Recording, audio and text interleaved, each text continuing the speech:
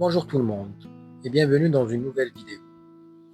Il y a des moments dans la vie où tout s'effondre, plus de force, plus d'espoir, plus de solutions visibles. Et pourtant, c'est souvent précisément dans ces instants où tout paraît perdu que quelque chose d'inattendu commence à se préparer. C'est ce mystère que nous allons explorer ensemble aujourd'hui. Le désespoir est souvent la première étape, même si elle semble être la dernière.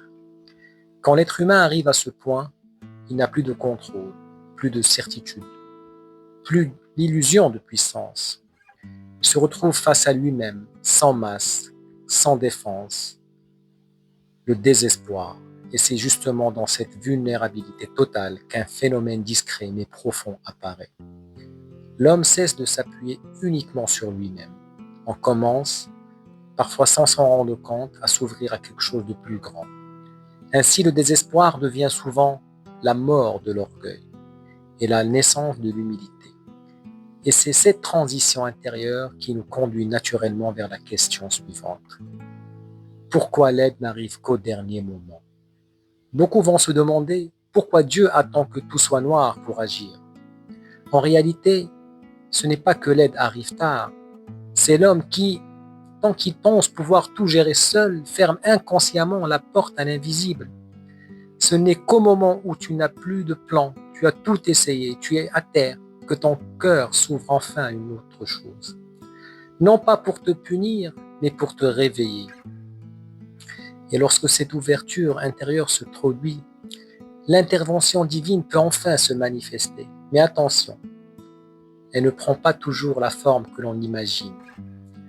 On pense souvent qu'un signe divin doit être spectaculaire, un miracle, une vision, un événement extraordinaire. Mais la vérité est plus subtile. Parfois, l'intervention divine, c'est simplement une personne qui apparaît au bon moment, une idée qui te traverse l'esprit, une porte qui s'ouvre sans raison apparente, une force intérieure que tu n'avais jamais ressentie.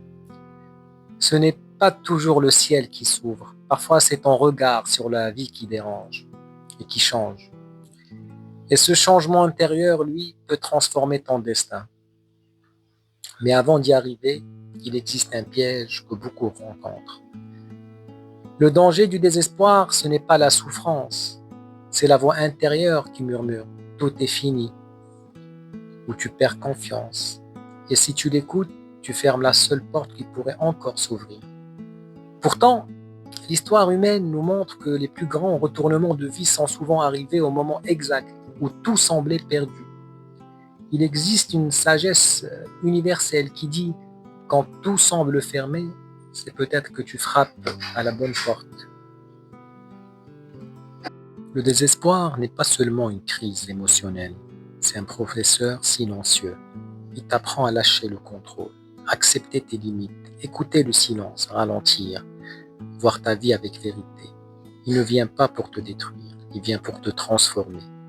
Et quand cette transformation commence, alors seulement tu comprends que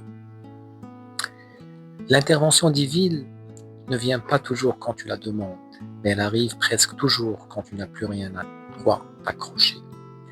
Parce que c'est à ce moment précis que ton cœur devient une porte ouverte.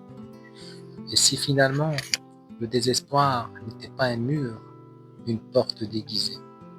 Si cette vidéo t'a parlé, abonne-toi pour d'autres messages de sagesse, d'espoir et de transformation. À très bientôt sur Minute Philosophie.